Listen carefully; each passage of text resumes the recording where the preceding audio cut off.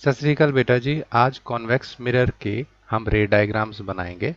मैंने यहाँ पर पहले से ही दो डायग्राम्स ड्रॉ कर लिए हैं जहाँ पर दो कॉन्वेक्स मिरर ड्रॉ किए गए हैं।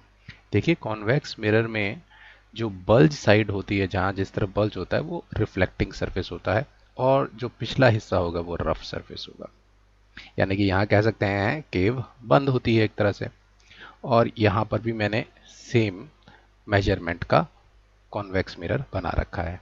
किस तरह से बनाया है? हमने 4 सेंटीमीटर का यहाँ पर सेंटर लिया, 4 सेंटीमीटर का प्रकार से कंपास लिया और यहाँ से हमने इसको ड्रॉ कर दिया। ऐसे ही यहाँ से इसको ड्रॉ कर दिया। अगर हम सेंटर 4 का लेते हैं तो फोकस कितना होगा? उसका हाफ हो जाएगा। तो इसीलिए यहाँ पर हमने स्केल से मेजर कर लिया फिर, और यहाँ पर देखिए, यहाँ पर 1 2 3 4 ये सेंटर था, तो हमने ये फोकस मान लिया। इसी तरह से यहाँ भी किया गया है। तो ये रही हमारी प्रिंसिपल एक्सिस, जिसको मैंने थोड़ा सा हाईलाइट कर लिया है। अब कॉन्वेक्स मिरर में दो ही केसेस हैं। एक होता है कि जब ऑब्जेक्ट इन्फिनिटी पर हो, और इन्फिनिटी मतलब बहुत दूर। जब भी ऑब्जेक्ट इन्फिनिटी पर होगा तो उससे सिर्फ हमारी पैरेलल रेज आती हैं। तो मैं अभी यहाँ पर पैरेलल रेज ड्रॉ करने की क्या ज़रूरत है, फिर भी हम दिखाने के लिए, बहुत दूर चीज़ दिखाने के लिए हम क्या करते हैं, डॉटेड दिखा देते हैं। क्योंकि एक्चुअल में हम बता नहीं सकते इन्फिनिटी कहाँ है, वहाँ तो ऑब्जेक्ट बना नहीं सकते। और इन थोड़े से डॉटेड लगा के लाइन फिर खींच देते हैं। हमारी जो हिंदी की कॉपी है वो हमें हेल्प करती है पैरेलल रेज बनाने को।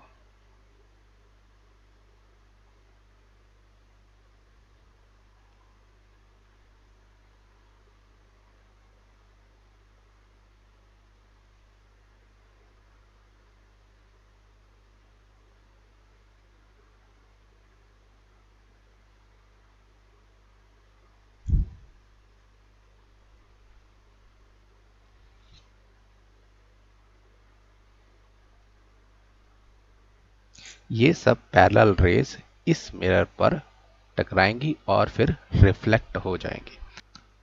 अब कॉनकेव मिरर में तो डायरेक्टली फोकस से क्रॉस हो जाती थी पैरेलल रेज। यहाँ पर क्या होगा, इस केस में क्या होगा, यहाँ पर भी फोकस से ही क्रॉस करती हैं, बट वर्चुअली, असल में नहीं, पर लगता है। देखिए कैसे, हमने फोकस पे ये स्केल रख लेना है, और ये रिफ्लेक्ट जो होंगी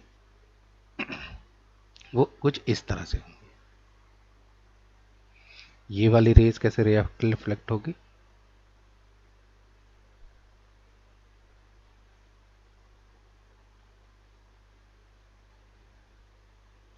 इस तरह से।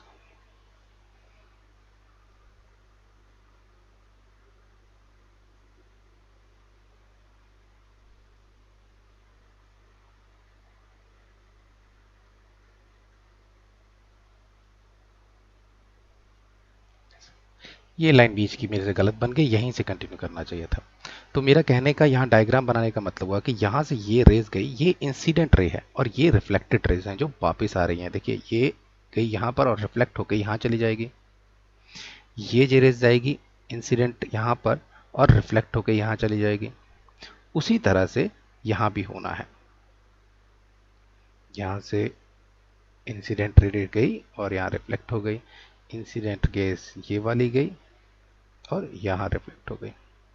अगर आप ध्यान दें, हम ये तो नहीं कह सकते कि ये फोकस पे जाके मिलेंगी। इस तरफ तो फोकस है ही नहीं। हमने ड्रॉ कहाँ से किया था? ये सर्कल हमने यहाँ से किया था, तो हमारा फोकस भी यहीं पर होगा। तो ये जो सब रेज हैं, ये जो सब रेज हैं, ऐसा लगता है कि, ऐसा प्रतीत होता है, वर्चुअली ऐसा लगता है कि ये किसी फोकस पे मिलने वाली हैं। तो उसके लिए हम क्या करते हैं, इन लाइंस को बढ़ा देते हैं। यानी कि पहले हमने सिर्फ मिरर तक रखी थी, अब हम मान रहे हैं कि अगर इनको एक्सटेंड कर दिया जाए तो इन्होंने कहाँ मिलना है, फोकस पे मिलना है। उसी तरह से इसको भी मिला दिया जाए। ये लाइन मुझे पहले नहीं बनानी चाहिए थी, इसको डॉटेड ही समझे, ये डॉटेड लाइन है। और उसके बाद ये रहा हमारा,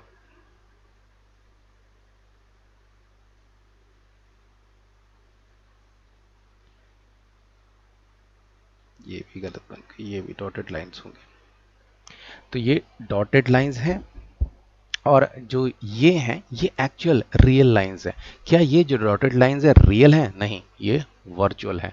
तो कॉन्वेक्स मिरर में इन्फिनिटी पर अगर ऑब्जेक्ट होगा, इन्फिनिटी ऐसे लिख सकते हैं कि इस तरफ होगी। क्या एक्चुअली दिखा सकते हैं इन्फिनिटी? नहीं, इसीलिए डॉटेड लाइंस लगा रखी हैं कि बहुत दूर है चीज़।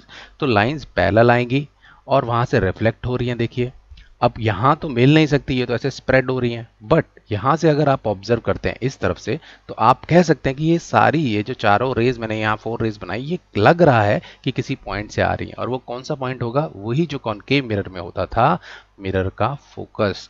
बट इस केस में क्या होगा? ये एक वर्चुअल इमेज बनेगी, पीछे इमेज बनेगी। ये लाइन असली नहीं है, ये डॉटेड लाइंस हैं। यानी कि हमने अपनी ऑब्जर्वेशन रखने के लिए हमने ये लाइन एक्सटेंड की हुई है, बढ़ाई हुई है कि ये यहाँ पर मिलेगा।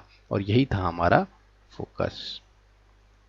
ये है हमारा सेंटर, ये थी हमारी प्रिंसिपल एक्सिस। अब मैं दूसरा केस ले लेता हूं जहां पर हमने कुछ ऑब्जेक्ट जो है अब इन्फिनिटी और पोल के बीच में रखना है, यानी कि बहुत दूर ना हो, थोड़ा पास में हो। तब क्या होगा? तो देख लेते हैं। हम यहाँ पर छोटा सा ही ऑब्जेक्ट लेते हैं, यहाँ पर रख लेते हैं पास में।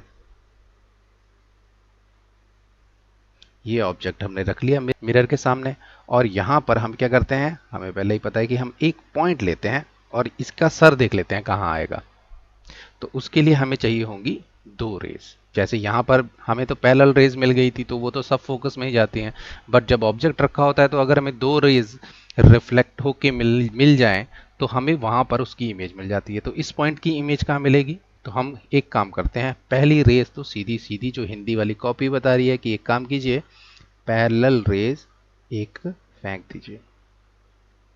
अब रिफ्लेक्ट होके ये कहाँ जाएगी? हमें याद रखना है पैरेलल रेज फोकस से ही क्रॉस होती हैं। तो यहाँ का फोकस ये है। अब वर्चुअली क्रॉस होंगी, ऐसा नहीं असल में नहीं होंगी। तो इसीलिए हमने यहाँ पर, अब पहले से ही मैं यहाँ पे डॉटेड से स्टार्ट करूँगा कि लग रहा है कि फोकस से क्रॉस करेंगी, एक्चुअल में इस तरह से जाएंगे। तो ये मेरी पहली रे हो गई, ये इंसिडेंट, और ये रिफ्लेक्टेड रे। तो एक रे तो मिल गई। दूसरी कौन सी कर सकते हैं?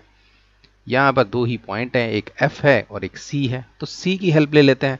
C से जो भी सेंटर ऑफ कर्वेचर से जो रे जाती है वो रीबाउंड हो जाती है, यानी कि इसने भी रीबाउंड हो जाना है। यानी कि ये यहाँ तक आएगी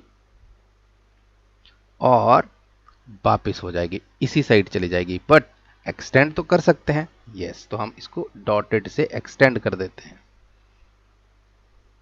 कि लग रहा है ये यहाँ पॉइंट से आ रही है। जब ये लाइट रिफ्लेक्ट होके पीछे जाएगी तो यहां से अगर कोई देखेगा उसे लगेगा ये यहां सेंटर से आ रही है, ये यहां फोकस से आ रही है, तो ये लगेगा। तो यहां पर हमें लगभग ये पॉइंट हमें मिल गया जहां पर इसकी रिफ्लेक्शन आ रही है। अब इसको ड्रॉ कर लेते हैं क्योंकि बाकी पॉइंट्स बनाने की ज़रूरत नहीं है हमें, क्योंकि हमने टॉप पार्ट बना लिया, यानी कि हेड यहाँ पर है। और बाकी पॉइंट भी बनाएंगे अगर आप रफ ड्राइंग करते हैं तो इसके नीचे आते जाएंगे वो, तो आपको फुल इमेज मिल जाती है। तो हम केसेस में पहले से ही पता होता है, तो हम एक पॉइंट टॉप बनाते हैं और बाकी एज्यूम कर लेते हैं कि उसके नीचे ही होगा। ये देखिए, ये बन गया। तो यहां पर क्या हुआ, थोड़ी सी अब ऑब्जर्वेशन करते हैं। इस केस को देखिए, इसको बाद में डिस्कस करते हैं। यहां पर क्या हुआ, हमने जो पोजीशन रखी ऑब्जेक्ट की वो between infinity and pole, infinity होगी यहाँ पे कहीं, और पोल हमारा ये है, यहाँ पे पोल ये है, ये हमारी प्रिंसिपल एक्सिस है। तो जब हमने पोल और इन्फिनिटी के बीच में कोई भी ऑब्जेक्ट रखा तो उसकी इमेज पहली बात तो वर्चुअल थी। वर्चुअल मतलब जब भी इमेज मिरर के पीछे बनती है, क्योंकि मिरर के पीछे तो लाइट नहीं जाती, ये डॉटेड लाइंस इसीलिए लगा रहे हैं। अगर लाइन लगा दी इसका मतलब हम कहना चाह रहे हैं कि ये लाइनें तो पीछे जा रही हैं, नहीं। हम यहाँ पर बता रहे हैं कि ये डॉटेड लाइन से कि जो ये रेज हैं ये हमने एक्सटेंड की हुई हैं, वर्चुअल हैं, रियल नहीं है। तो जो इमेज बनेगी वो वर्चुअल इमेज बनेगी, यानी कि मिरर के इस तरफ नहीं है, मिरर के इस तरफ है, दूसरी साइड बिहाइंड द मिरर। और डिमिनिश्ड होगी। साइज की बात करें तो डिमिनिश्ड होगी। मतलब देखिए यहाँ पर इतना बड़ा साइज था, इतना छोटा रह गया, हमें छोटी इमेज दिखेगी। क्या साइज, क्या एरो उल्टा हो गया? नहीं। तो हमारी जो इमेज होगी वो इरेक्ट होगी, इन्वर्टेड नहीं है। जैसे हमारे जो कॉनकेव मिरर का लास्ट केस था, उसमें हमें क्या मिलती है? इमेज इरेक्ट मिलती है। तो वहीं से कंटिन्यू अगर हम नेक्स्ट केस कॉन्वेक्स का करें तो वैसा ही होना है। वहां पर बड़ी इमेज मिल जाती थी, यहां पर हमें डिमिनिश्ड इमेज मिल रही है।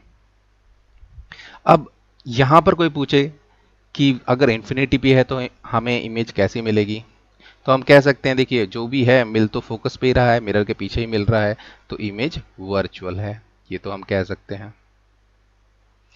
अब साइज क्या होगा? हाईली डिमिनिश्ड होगा। हाईली डिमिनिश्ड का मतलब क्या है कि इतनी कम है कि आप एक्चुअली देख ही नहीं पाएंगे इस ऑब्जेक्ट को, पहचान ही नहीं पाएंगे, बहुत छोटा।